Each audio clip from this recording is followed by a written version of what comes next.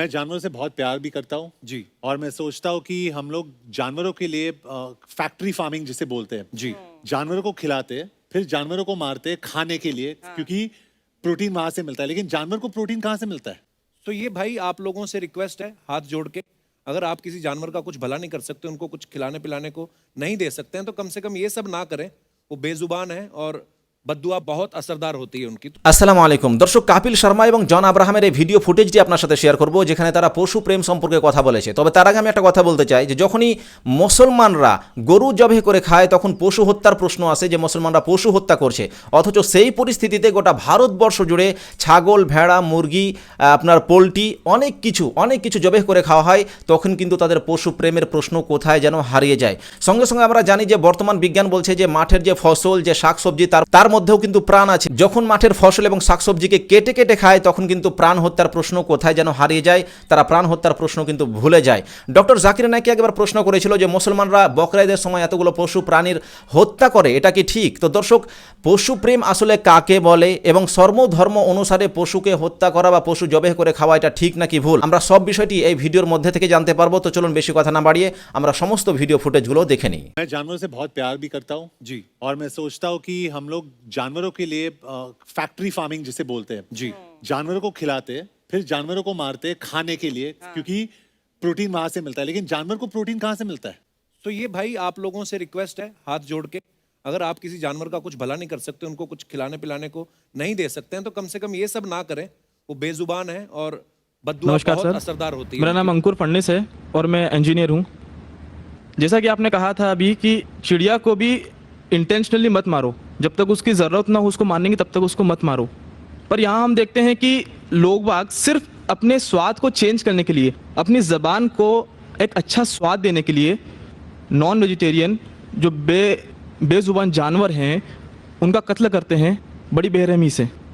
महज़ब ने अच्छा सवाल पूछा है कि हदीस मैंने पेश की सुनन निसाई की हदीस नंबर 4451 में, इसमें लिखा है कि I would not kill a sparrow without a reason. एक चिड़िया का भी कत्ल ना करो बिना कोई वजह के।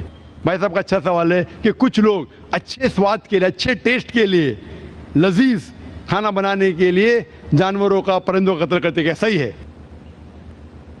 आप पूछना चाहते हैं नॉनवेज अलाउड है कहने, पहले मैं ये कहना चाहता हूँ, अगर आप पूछना चाहते हैं नॉनवेज सही है कहने, एक मुसलमान अच्छा मुसलमान बन सकता है 100% वेजिटेरियन होने के बाद भी।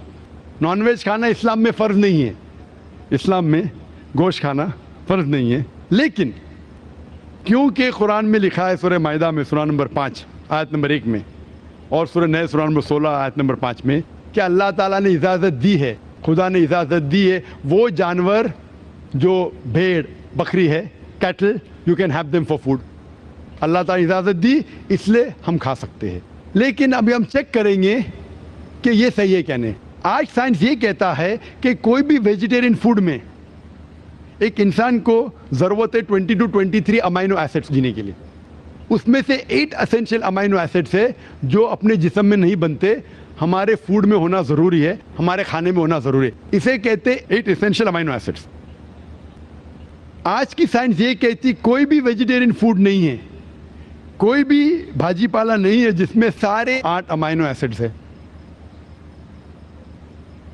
Non veg food is a good source of protein. और एक बात आज साइंस ये कहती है कि the non veg food is more nutritious.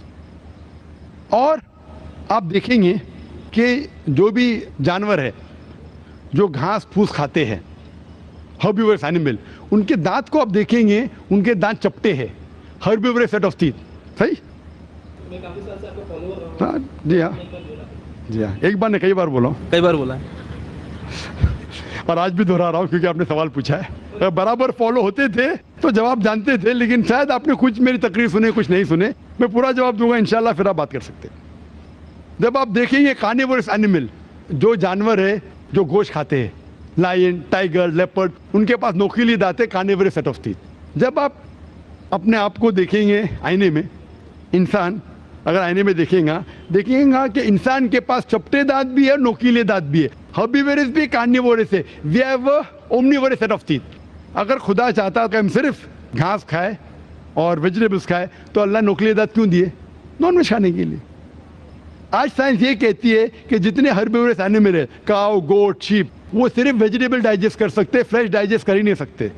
जितने भी कार्निवोरस एनिमल है, tiger, leopard, lion, they can only digest flesh. वो घास डालेंगे तो हजम ही नहीं कर सकते। जो इंसान है, हमारे पास लॉन्ग इंटेस्टाइन है, स्मॉल इंटेस्टाइन है। वो हम घास फूस भी डाइजेस्ट कर सकते हैं, नॉन वेज भी डाइजेस्ट कर सकते हैं। अगर खुदा चाहता है कि हम सिर्फ वेजिटेबल खाए तो नॉन वेज डाइजेस्ट करने की गोद क्यों दे? तो इससे साबित होता है scientifically we can have non veg and veg both. हमें गलत फहमी है अक्सर कि हिंदू धर्म में वेजिटेबल खाना हराम है। मैं अभी कह चुका हूँ, Manusmriti chapter number 5 verse number 30 में, चैप्टर नंबर 5 वर्स नंबर 30 में कहा गया मनुस्मृति में कि खुदा ने कुछ जानवर बनाए खाने के लिए और कुछ खुराक बनने के लिए। अगर खुराक बनने वाले जानवर खा जाते खाने वाले जानवर के जरिए तो ये गुनाह नहीं है। आगे लिखा है Manusmriti chapter number 5 shloka number 30 में कि अगर आप खाने वाले जानवर खाते हैं तो गुनाह नहीं है। मनुस्मृति चैप्टर नंबर 5 वर्ष नंबर 40 में कहा गया है कि कुछ जानवर कुर्बानी के लिए बनाए गए। अगर आप कुर्बानी के जानवर का कत्ल करते तो गुनाह नहीं है। अगर आप पढ़ेंगे महाभारत अनुशासन पर्व चैप्टर नंबर 88 में, उसके अंदर युधिष्ठिर, पांडव के बड़े भाई, वो बीच में से पूछते हैं कि हमारे जो पुरखे एंसेस्टर्स जो मर गए उनको सुकून पहुंचाने के लिए हम यज्ञ में पूजा में क्या दे? तो भीष्म कहता है अगर आप भाजी पाला देंगे तो हमारे बाप दादा 1 महीने के लिए संतुष्ट रहेंगे। अगर आप मछली देंगे 2 महीना, अगर गोश्त देंगे 3 महीना, अगर आप रैबिट खरगोश देंगे 4 महीना, अगर बकरी देंगे तो 5 महीना, अगर आप सुअर देंगे 6 महीना, अगर आप परिंदे देंगे 7 महीना, अगर डियर देंगे, हिरन 8 महीना। और ये पूरा मेन्यू है, लंबा मेन्यू है। अगर आप बफेलो देंगे, बफेलो तो 11 महीना। अगर आप गाय ज़बह करेंगे 1 साल तक आपके दादा परदादा संतुष्ट रहेंगे। 1 साल। कौन कहता है? भीष्म युधिष्ठिर से महाभारत में अनुशासन पर्व चैप्टर नंबर 88 में पूरा मेन्यू है। वेद में कई जगह लिखा है कि साधु संत गोश्त खाते थे, गाय भी खाते थे। तो इससे यह मालूम पड़ता है कि हिंदू धर्म में गोश्त खाने की ममानियत नहीं है। लेकिन कुछ मजहब है जो कहते हैं कि भाई जीवित को नहीं मानना चाहिए, मिसाल के तौर पे जैनिज्म एक्सेट्रा, और वो ये प्रचार करते हैं कि कोई भी जानवर का कत्ल नहीं करना चाहिए, इसीलिए गोश्त खाना हराम है। तो मैं कहता हूँ अभी साइंस एडवांस हो चुकी है, हम जानते हैं कि पेड़ पौधे में भी जान है, वो भी जीवित है, तो आप पेड़ पौधा क्यों खाते? नहीं, तो अभी लॉजिक चेंज हो गया। उनको पहले पता नहीं था ना, सैकड़ों साल पहले हमें क्या पता था पेड़ पौधे के अंदर भी जान है? वो लॉजिक उस टाइम सही थी, अभी साइंस बढ़ गई तो उनकी लॉजिक बदल गई। अभी कहते नहीं आखिर भाई पेड़ पौधे में जान नहीं चलेगा, लेकिन पेड़ पौधे को दर्द नहीं होता, जानवर को दर्द होता है। पेड़ पौधे जीवित है लेकिन दर्द नहीं होता, इसीलिए पेड़ पौधे खा सकते। आज की रिसर्च कहती है कि even the plants can feel pain, लेकिन वो जब चिल्लाते हैं हम इंसान उसे सुन नहीं सकते, क्योंकि इंसान सिर्फ 20 साइकिल और 20,000 साइकिल्स पर सेकेंड के दरमियान में सुन सकते, उसके नीचे ऊपर नहीं सुन सकते। अमेरिका में एक फार्मर था जिसने ऐसा इक्विपमेंट बनाया, जब पेड़ को पौधे को पानी की जरूरत हो तो चिल्लाता था, वो कन्वर्ट होता था बिटवीन 20,000 सेकेंड, उसे फौरन पता चला पानी चाहिए, पानी देता था। अभी उनकी लॉजिक चेंज हो गई। आखिर भाई मानते हैं कि पेड़ पौधे में जान है, उन्हें दर्द का एहसास है, लेकिन पेड़ पौधे में 2 सेंसेस कम है। जानवर में 5 सेंसेस है, पेड़ में 3 सेंसेस है, इसीलिए पेड़ पौधे खाना जायज है। मिसाल के तौर पे आर्ग्यूमेंट इस एक पे बात उसकी मान भी लूं, जो नहीं मानता हूं मैं, मान भी लूं, और अगर मैं तस्लीम भी करता हूं फॉर सेक ऑफ आर्ग्यूमेंट कि अब पेड़ पौधे में 3 सेंस है, जानवर में 5 सेंस है। मैं आपसे पूछना चाहता हूं, अगर आपका भाई पैदा होता है गूंगा और बहरा, बोल नहीं सकता है, सुन नहीं सकता है, वो बड़ा होता है और एक आदमी उसका कत्ल करता है, आप जाके बोलेंगे जज को, मिलॉर्ड ये कातिल को जरा कम सजा देना क्योंकि मेरा भाई गूंगा था और बहरा था? आप ऐसा कहेंगे? आप कहेंगे जज कातिल को डबल पनिशमेंट दो, बेचारे ने गूंगे और बहरे को मारा, कहेंगे क्या नहीं? तो लॉजिक डजंट वांट 2 सेंसेस कम या 2 सेंसेस ज्यादा। कुरान में लिखा है वो चीज को खाओ जो आपके लिए हलाल है। जो चीज आपको खाने की इजाजत है वो खा सकते हैं, जो आपके लिए अच्छा है खा सकते हैं, बाकी हराम है। मुझे जाती तौर पे कोई गिला शिकवा नहीं, अगर कोई गैर मुसलमान गोश्त नहीं खाता मुझे कोई गिला शिकवा नहीं। अगर हिंदुस्तान में गैर मुसलमान सारे हिंदू गोश्त खाने लगेंगे तो गोश्त का भाव भी बढ़ जाएगा। तो मुझे कोई जाती तौर पे गिला शिकवा नहीं, लेकिन कोई अगर जबरदस्ती मुझे कहता है कि तुम हराम कर रहे, गुनाह कर रहे, तो मैं जवाब देता। जाती तौर पे मुझे कोई, इसीलिए इस्लाम में लिखा है कि बिना वजह किसी का कत्ल मत करो। मिसाल के तौर पे आप अगर गोट बकरी को कत्ल कर रहे, ज़बा करते को बिस्मिल्लाह अल्लाह अकबर, अल्लाह के नाम से जो महान है।